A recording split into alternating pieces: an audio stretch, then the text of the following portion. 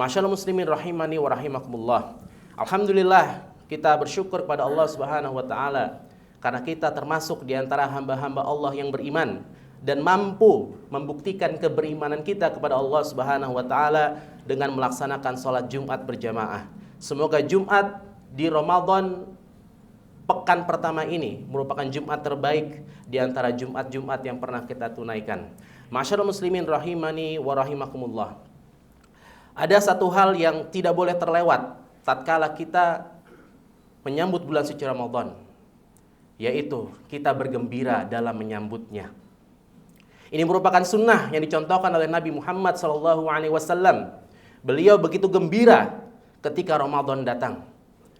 Beliau pernah mengatakan dalam sebuah hadisnya, Atakum Ramadanu sayyidus syuhur, famarhaban bihi wa ahlan. Kata Nabi SAW, telah datang kepada kalian bulan suci Ramadan, pemimpinnya para bulan, penghulunya para bulan. Maka hendaknya kalian menyambutnya, selamat datang Ramadan, dan selamat menjalaninya. Begitu pula para sahabat, salafus soleh. Mereka pun bergembira tatkala Ramadan datang. Bahkan salafus soleh, para sahabat, tabi'in, tabi'ut tabi'in, mereka 6 bulan sebelum datangnya bulan suci Ramadan sudah memanjatkan doa kepada Allah Subhanahu wa taala agar usianya, agar umurnya disampaikan ke bulan suci Ramadan. Dan tatkala Ramadan usai, para salafus soleh mereka berdoa kepada Allah Subhanahu wa taala agar amaliyahnya, seluruh kebaikan-kebaikannya di bulan suci Ramadan diterima di sisi Allah Subhanahu wa taala. Tidak heran jika kemudian seorang ulama yang bernama Ibnu Rajab Al-Hanbali, beliau pernah mengatakan, bagaimana mungkin seorang mukmin, orang-orang yang beriman, tidak gembira dengan datangnya bulan suci Ramadan, sedangkan di bulan suci Ramadan itu Allah Subhanahu wa taala menginformasikan bahwa Allah Subhanahu wa taala menutup seluruh pintu-pintu neraka. Allah Subhanahu wa taala membuka pintu-pintu surga. Bagaimana mungkin seorang mukmin tidak bergembira? Dan bagaimana mungkin orang yang berakal tidak bergembira dengan datangnya bulan suci Ramadan, sementara Allah Subhanahu wa taala menginformasikan kepada kita bahwasanya setan-setan dibelenggu pada hari-hari itu. Setan yang menjadi musuh nyata orang-orang beriman, Allah belenggu sehingga kaum muslimin bisa dengan bebas melakukan amal soleh, melakukan kebaikan tanpa adanya godaan setan yang sudah Allah Subhanahu wa taala belenggu itu. Bagaimana mungkin orang yang berakal tidak bergembira dengan datangnya bulan suci Ramadan? Dan adakah bulan yang setara atau sejajar dengan bulan suci Ramadan? Jawabannya tidak ada. Karena itulah Nabi di hadis yang khatib sampaikan pada awal tadi, bulan suci Ramadan adalah penghulunya para hari, penghulunya para bulan, pemimpinnya para bulan. Karena bulan Ramadan sungguh merupakan bulan yang sangat mulia. Karena itu di bulan ini, sebagai ungkapan kegembiraan kita, maka semestinya terpancar dari diri orang-orang yang beriman semangat untuk menempuh bulan suci Ramadan ini dengan sebaik-baiknya. Tidak mungkin orang yang beriman memiliki pemikiran atau memandang berpuasa di bulan suci Ramadan itu membuat lemah, membuat lemas, tidak produktif, sehingga enggan untuk melakukan kebaikan-kebaikan, bermalas-malasan dalam melakukan kebaikan-kebaikan. Tidak mungkin seorang mukmin berpikir demikian, jamaah. Ramadan sudah berlangsung ribuan tahun. Dibuktikan para ulama-ulama terdahulu, mereka bersemangat, bahkan lebih bersemangat dari bulan-bulan yang lain, meskipun dalam kondisi berpuasa dari terbit fajar sampai terbenamnya matahari.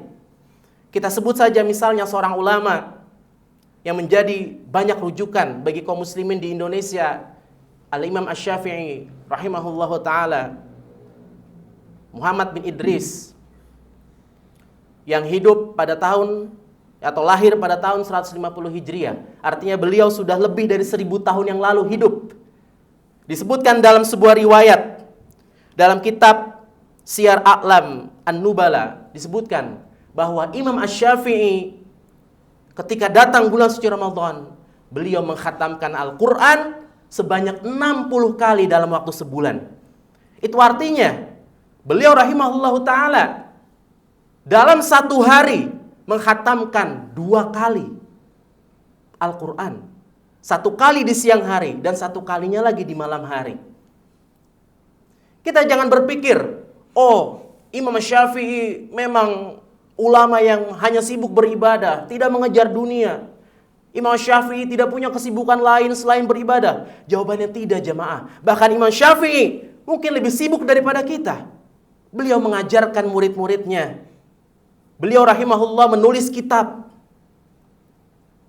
menyampaikan fatwa di antara kaum muslimin.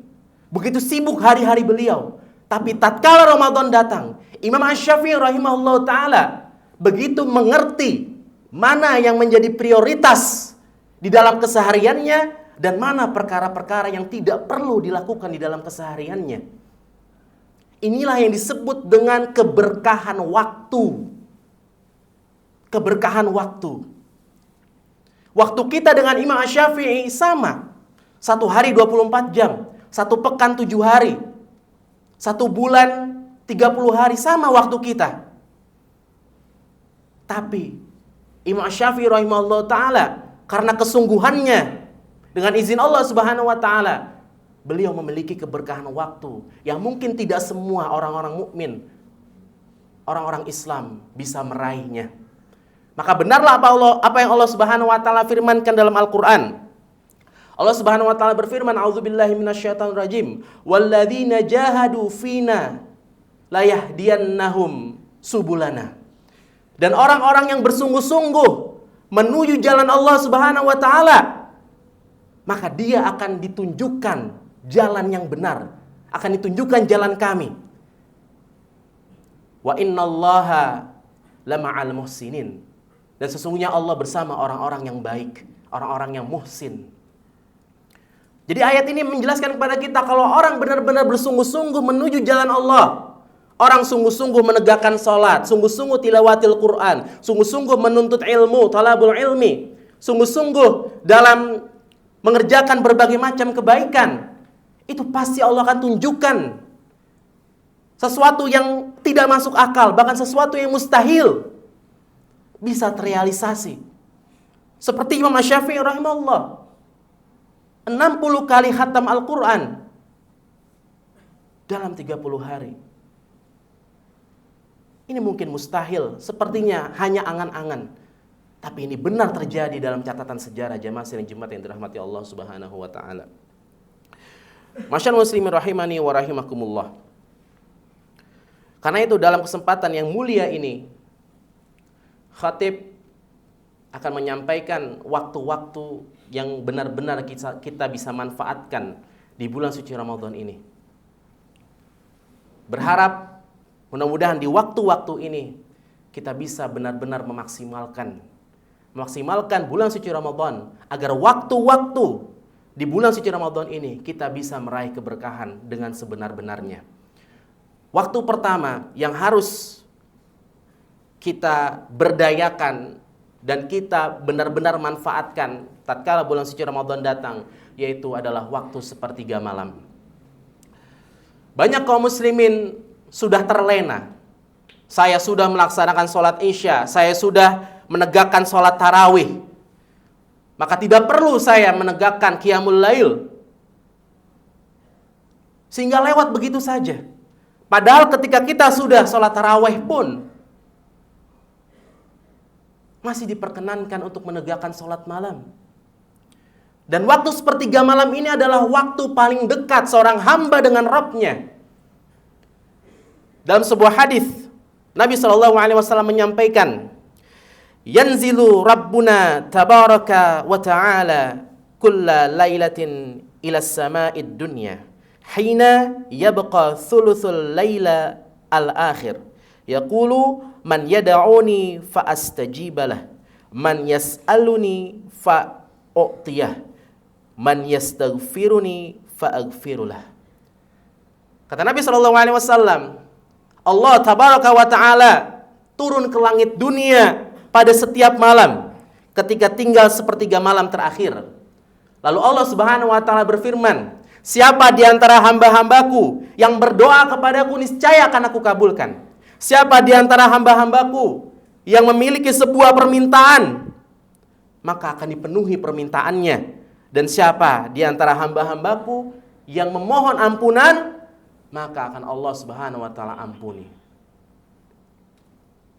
Jadi sesuai dengan hadis ini, Allah Subhanahu wa taala turun ke langit dunia untuk menyapa hamba-hambanya. Siapa di sepertiga malam yang terbangun menegakkan ibadah-ibadah kepadanya, maka manfaatkan waktu ini. Sebelum sahur, kita tegakkan salat malam, baca Quran, berzikir kepada Allah Subhanahu wa taala. Maksimalkan dengan bersungguh-sungguh. Waktu yang kedua yang bisa kita manfaatkan adalah waktu setelah subuh. Banyak di antara kaum muslimin setelah subuh bukannya menegakkan ibadah, justru ia terlelap dalam tidurnya. Bahkan Ibnu Qayyim mengatakan tidur pasca setelah subuh itu adalah tidur yang paling buruk. Tidur yang sangat tidak disukai.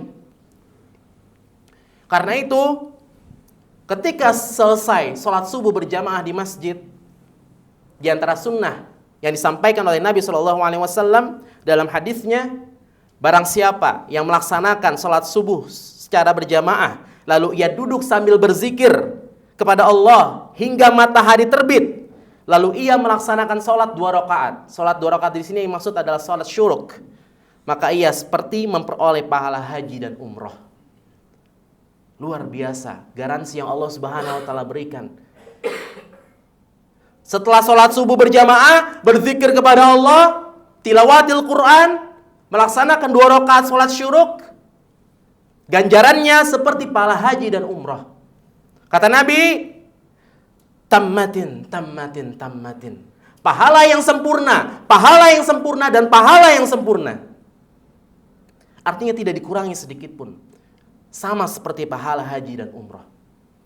Maka manfaatkan waktu-waktu ini. Waktu setelah sholat subuh, jangan sampai kita terlewat. Kemudian, waktu yang ketiga adalah waktu bekerja.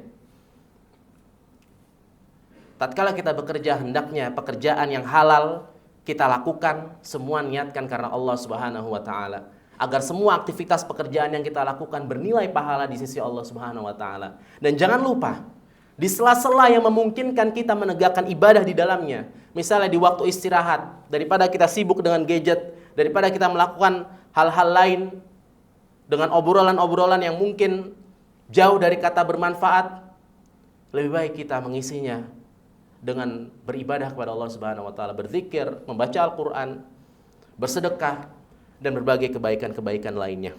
Kemudian yang keempat, waktu bersosial media. Waktu bersosial media. Kita tidak bisa memungkiri bahwa sosial media ini memang sesuatu yang tidak bisa lepas dari keadaan manusia hari ini. Maka ketika kita bersosial media, jadikan sosial media ini sebagai ajang untuk dakwah, menyampaikan kebaikan-kebaikan. Karena ketika kita menyampaikan kebaikan kemudian diikuti oleh orang yang baca, atau oleh orang yang menyaksikannya, kita akan mendapatkan pahala tanpa dikurangi sedikit pun. Misalnya kita menulis status di WhatsApp, ajakan membaca Al-Quran. Ada orang yang karena membaca status kita kemudian dia jadi baca Al-Quran, maka bacaan Al-Quran orang itu mengalir pahala kepada kita sama seperti apa yang ia dapatkan. Bukankah ini sesuatu yang sangat menggembirakan, sesuatu yang sangat bermanfaat? Maka bersosial media, khususnya di bulan suci Ramadan ini, mari kita semarakan dakwah, ajak orang untuk mengerjakan kebaikan-kebaikan yang dicintai oleh Allah Subhanahu wa taala. Waktu yang kelima yaitu waktu menjelang maghrib. Waktu ini adalah waktu yang ditunggu-tunggu oleh kaum muslimin untuk berbuka puasa. Maka luangkan waktu ini dengan senantiasa bersyukur kepada Allah Subhanahu wa taala. Banyak berdoa, banyak bertobat. Jangan sampai waktu berbuka puasa kita isi dalam keadaan hampa. Tidak ada doa di dalamnya, tidak ada zikir di dalamnya, tidak ada baca Al-Quran di dalamnya. Jangan demikian jamaah. Mari kita isi semua waktu-waktu yang tadi khatib sampaikan dengan perbuatan yang bermanfaat, perbuatan yang bernilai pahala di sisi Allah Subhanahu wa taala. Karena mengerjakan amal soleh, menjalankan ibadah di bulan suci Ramadan pada saat ini cukup berat tantangannya. Bulan Ramadan bukan hanya sekedar kita beramal soleh, tapi juga menahan diri dari perkara-perkara yang diharamkan oleh Allah Subhanahu wa taala. Menjaga mata, menjaga lisan, menjaga telinga dari perbuatan-perbuatan dosa yang dibenci oleh Allah Subhanahu wa taala. Sehingga ketika kita bisa melewati semua proses ini, melakukan ibadah, melakukan amal soleh dan menjauhkan perkara-perkara yang dibenci oleh Allah Subhanahu wa taala, mudah-mudahan aktivitas Ramadan yang kita jalani, yang kita lalui semuanya bernilai pahala di sisi Allah Subhanahu wa taala, dan tentunya kita bisa meraih keberkahan waktu di bulan suci Ramadan ini sebagaimana Imam Asy-Syafi'i rahimahullah taala juga bisa meraihnya. Barakallahu li wa lakum fil Qur'anil Karim wa nafa'ani wa iyyakum bima fihi minal ayati wa dzikril hakim wa taqabbal minni wa minkum tilawatahu innahu huwal ghafurur rahim.